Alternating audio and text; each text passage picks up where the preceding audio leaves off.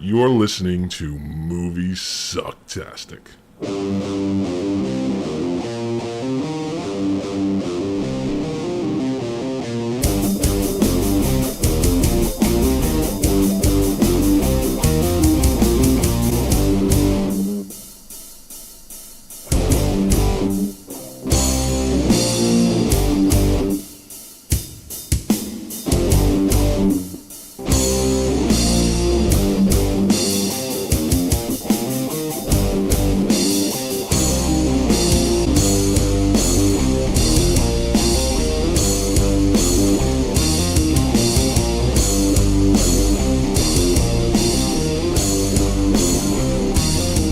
I know it. It all sounds like some bad movie. All right, we're back. Yep. Driving. Hello. It's like Daytona, F1, Indy. It's just you're just driving in a fucking circle. Yeah. I will say this. As you can tell, we're fans. As I will say this. For a film that was 2.5 hours of people driving in circles, they actually did a pretty fucking good job. Because All right. there have been plenty of movies, race car films that they've made over the years that have just nobody fucking cares. Nobody cares. It's just stupid. They actually did a competent job. I was entertained the entire time. I think competent is the best word for the film. I don't know why it's up for Best Picture. I don't know how this is a cinematic achievement beyond anything except popcorn. Well, But it is an entertaining film. I did enjoy it watching it, but Yeah, it's I not mean, it's anything just special. it's just a true Standard- blue popcorn movie. Yeah, it's your standard underdog story with your standard mentor and young, washed up mentor, and newcomer. It's the same story in any Rocky or what have you. It's your typical storyline. Right. There's nothing new there, but they do it well. Very well. I mean, it's a pretty standard formula, and they stick to it. And Brad Pitt's charming, and everybody's having fun. And much like Timothy Chalamet, Brad Pitt doesn't. I don't believe he very rarely makes a movie that his company isn't producing, which is Plan B. And this is a film that his company produced. So, I mean, if he's making a film for Quentin Tarantino, Plan B is not producing that. That's not one of his. He just does that to work so that he can work with someone like Quentin Tarantino. But this film he produced. But what I'm basically getting at is he's not just going to go jump in a film just to be in a movie. He doesn't make a movie every year anymore. He makes a movie every year, 2 years, 3 years. He doesn't have to. So when he makes a film, he's genuinely interested in making that movie. So he doesn't have to. I guess he likes cars. Well, it's interesting. One, I think he was doing a lot of the driving in this film, just for, not like this, like the super crazy stuff, but because he's very, very happy to, employ stunt drivers and stunt people to do a lot of the things that, would he maybe have done when he was younger. Case in point, they asked him if he, would ever make a movie with Tom Cruise again. He goes, absolutely, I'd make a movie with Tom Cruise, because they did, Interview with a Vampire together. I think that was the only thing they ever did together. He goes, I'd love to make a movie with Tom Cruise. I just hope he doesn't expect me to do that crazy stunt shit that he does, because Tom Cruise does all of his own stunts. Right. Because they're about the same age. Tom Cruise still doing all of his own stunts. Brad Pitt has no interest in doing all of his own stunts. But I do believe he is driving in a lot, if not all of the scenes, especially like at the end of the film, that kind of like that side scene where he's just driving on the sand in the dunes. I believe he's driving one of those dune buggies. You know? Why wouldn't you? Yeah, I mean, I'm sure it's done in a safe manner, but he's definitely hauling ass. But you know what, too? I hate that this film is called F1 the movie. I fucking hate it. Oh. What I do like, though, is that the movie just says F1, the title card. Yeah. I was like, good. Because if they put F1 the movie in the title card, I was going to throw something at the screen. I think they have to put F1 the movie for... Well, yeah, you don't know what the fuck F1 is. It could be anything. No. I think it's because F1 is, it's a brand. Trademark. Or trademark to be... Well, it's also, it's branded. Same thing. But, but the thing is, it's like, to be associated with it, it would be like... saying, I don't know, take a product, the movie. But I'm glad, like, does it say that on the ballot or does it just say F1? It just says F1. Good. I hate the movie. It just sounds so fucking cheap. It's an advertising choice. It's an advertising choice. Yeah, it just sounds so cheap. I think it degrades it a bit. It's just, I don't like it. Calling anything the movie, it just, nobody fucking cares. Yes, you made a movie. You don't have to tell me it's a movie. I know it's a fucking movie. I don't know. It annoys me, clearly. Clearly. Clearly. It'd be like Moviesucktastic, the movie. No, I don't want it. Fuck off. Well, we just came off Marty Supreme where we had too much to say, and I feel like I don't have that much to say about F1.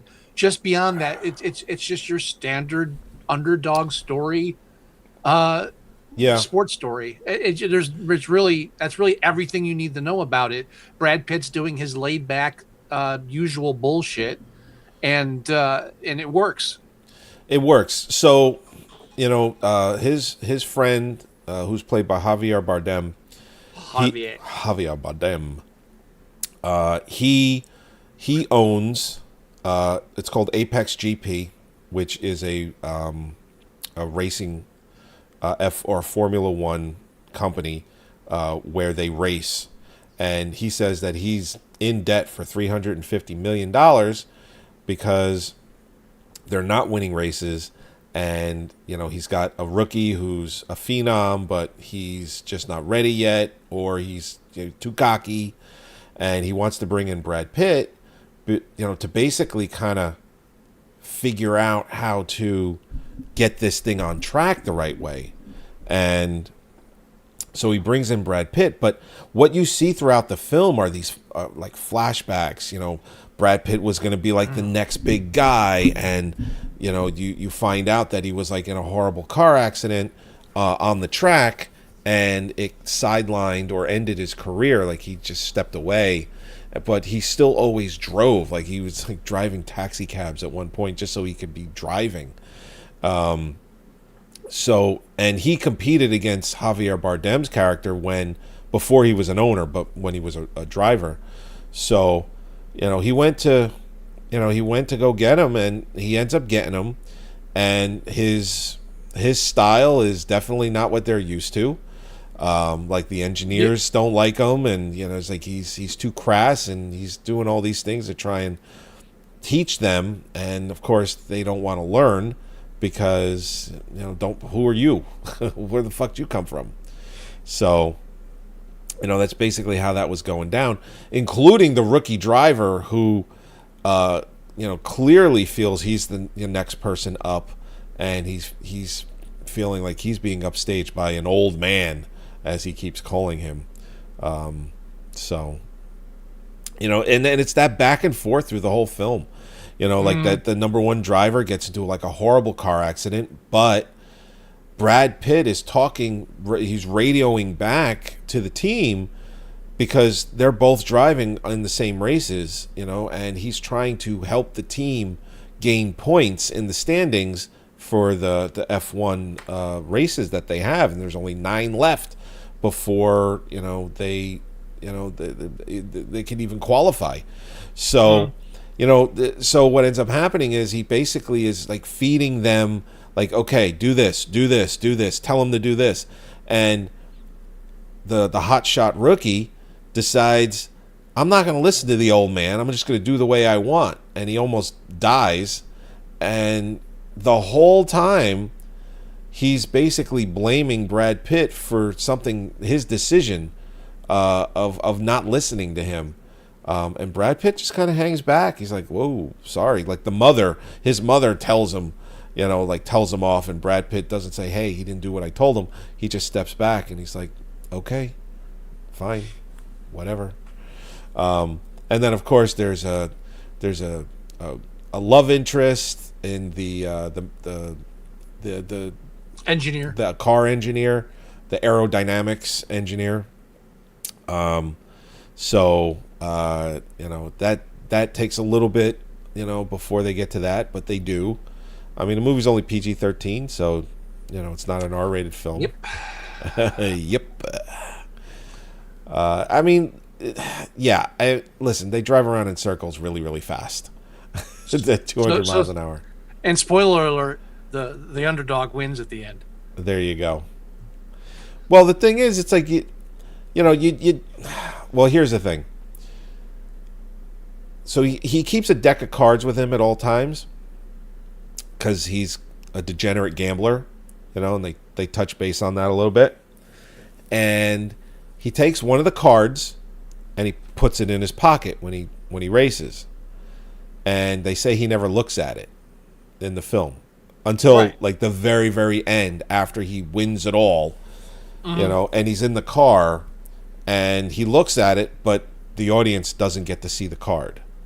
Right. And I lean over to my wife, because as good as this film is, as fun as it is definitely predictable in spots, Like, I lean over and I'm like, yeah, don't worry, he's not going to die. Like, it looks horrible, but he's definitely not going to die. It's only like an hour in, And she's like, what? Oh my God. Because she was like thinking the guy died when that car crashed because it got lit on fire.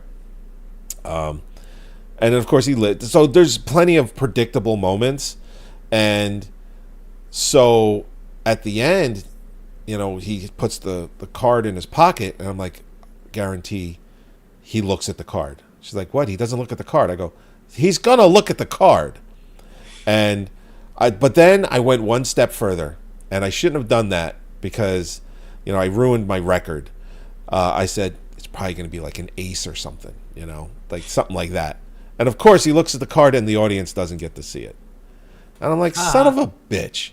But I am sure, and I haven't done it, so I don't know, and I could be wrong. I'm sure that there are clues somewhere in the film, subtly. No, there's no point. There's no reason. It has nothing to do with anything. Well, because he kind of looks at the card and almost like, oh, wow. He kind of gives that kind of like he wasn't expecting the card that he got. Like, what card could have any meaning? And Mare goes, oh, it was probably the Joker. And I was just like, maybe. I was like, it's a halfway decent guess. Like, what other card could it be if it's not an ace? Not a part of the film I got hung up on. I didn't get hung up on it, but you did. No, I didn't. But I'm trying to, just for a small part, I'm like, I kind of wonder what that card was. I understand it's not the point to see it, but I'm still thinking about what it might have been. I think that may be the actual point. As a viewer, it's like, oh, I wish I knew what that card was. Is that your card? Is this your card? No. Anyway. I mean, it's funny. So there were real drivers in this movie. I don't watch race car driving. I don't watch any of it, so I have no fucking idea. I'm assuming they were real because they were focusing on some of the people, and I'm like, yeah, I don't know who the fuck that is. That must be a real driver. My son walks into the room, and I forget his first name, but his last name is Lewis. We'll call him Barry Lewis. All right. He goes, that Barry Lewis? And I'm like, I don't know. Is it? I'm like, no, I don't think it's him. And then he walks in, and he's on screen. He goes, I knew it was him. And I'm like, how do you know it was him? He goes, he's in Fortnite. They gave him a character. I'm like, of course that's how you fucking know. He's in Fortnite. Give me a break. Fortnite. Listen, too many people playing Fortnite. Jesus. I do not play Fortnite. Of course not. You're an adult. Yeah, but there's plenty of adults that play it. Yeah, I don't get the concept of that game. There's a lot of adults doing Civil War reenactment too. No. Yeah. No. Sure. LARPing. Medieval times reenactments. Yeah. But I mean, the film's very predictable, but it's also very charming and it's very watchable. It's easy to watch. It's a good film. I could definitely see. It's a competent film. It's a mainstream. It does exactly what it's not. Nothing deep to it. You're just following the rascally, you'll have washed fun. up character redeem himself. You'll have fun watching this film. If you have a really good surround system, it's going to sound amazing. It looks amazing. By the way, I watched this with my parents. That's how much I knew it was going to be that kind of film. Oh, sure. There you go. Yeah. We'll go over the nominations real quick. There's only 4 of them. Oh, yeah. You got Best Picture, Best Visual Effects. No, Visual Effects. Who's gonna get Visual Effects? You got Avatar. It's Avatar. You got Avatar, F1, Jurassic World, The Lost Bus, and Sinners.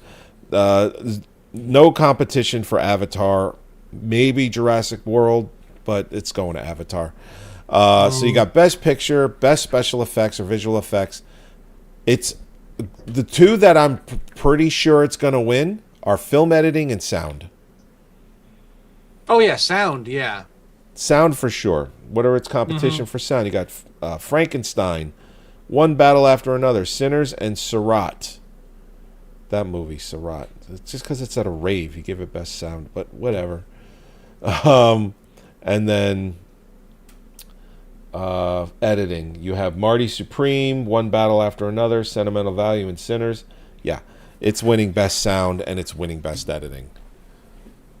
You think editing too? Well, the only competition, in my opinion, for editing is One Battle, because the cuts in One Battle with the score are it's so tight. It's just really well done, and I think One Battle, even though this is a driving film, the cuts in that movie are done more often and probably better than F1. But what F1 has going for it is the cuts, if not done properly, this is not as an enjoyable film when they're driving. If you don't cut it right, the driving is boring. But because the editing is done really well, like, you're involved, you feel suspense, when even just making a turn, just they're very close to like the end track, it's exactly. So, it's a toss up. It's One Battle or F1. I think in the end it goes to F1 in my opinion. I do. Okay. I do. But that's me. So, but those are the 4 nominees. What is it currently rated on IMDb? Oh, I don't have that up. 7.6. 7.6. Damn it. No, I would go 7. Definitely, yeah, nothing less than a 7. I don't know. I mean, would I go an 8 on this? Maybe. No. Maybe. It's so formulaic. Well, yeah, but there's so many movies that are formulaic. But they're not 10s. I didn't call for a 10. I said an 8. I'm just saying. I just it's it, Listen, this is a type of film that if it's on, I'll probably end up watching. I mean, not all of it. It's not one of those films where it's on, I'm watching the whole thing. I won't change the channel quickly. I'll put it that way. I found it to be very. You know what? If I knew this movie was as good as it was, I might have actually gone to the theater to see this like in an IMAX setting. yeah. I mean, it made almost $700 million. Uh-huh. I think it made just under 700 million. Which, There you go, 7. yeah, it made more money than Superman. Which nobody thought that. You know, and Jurassic World Rebirth, I think, was the #1 summer movie. I don't think any. Which just shows how smart your average audience is. I will say this about Jurassic World Rebirth. I know we're not reviewing that. They actually did a very good job with multiple storylines happening at the same time. It reminded me a little bit of the first film. Because in the first film, you have people back at home base.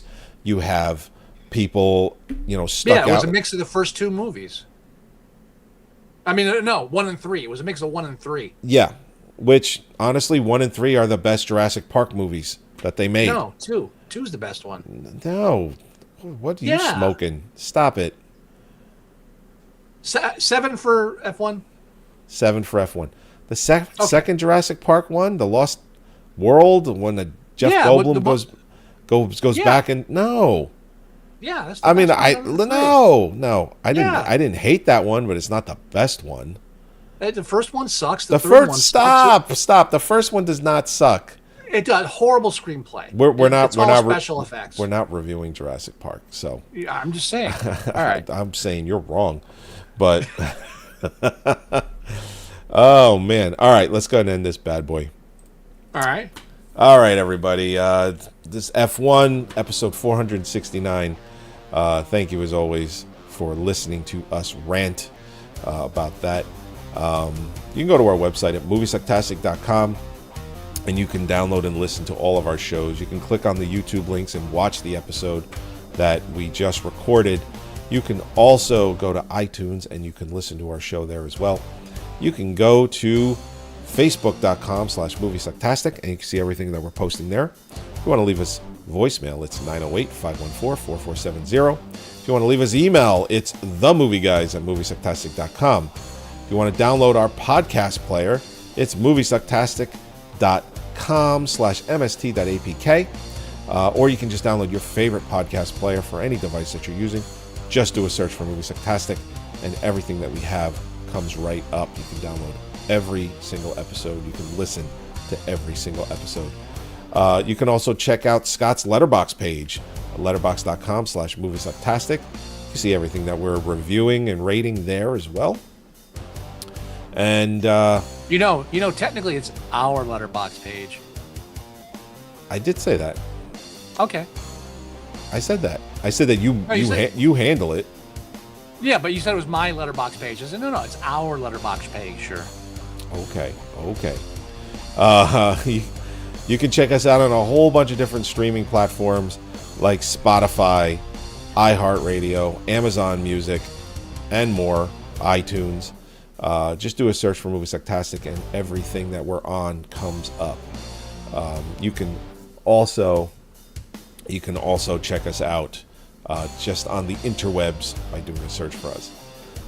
Excuse me. Do you have any words of wisdom, Mr. Wilson? Is this your card? Is it the Joker? All right, everybody. We'll talk to you next week. It'll be our final 2 Oscar films when we do One Battle After Another and The Secret Agent.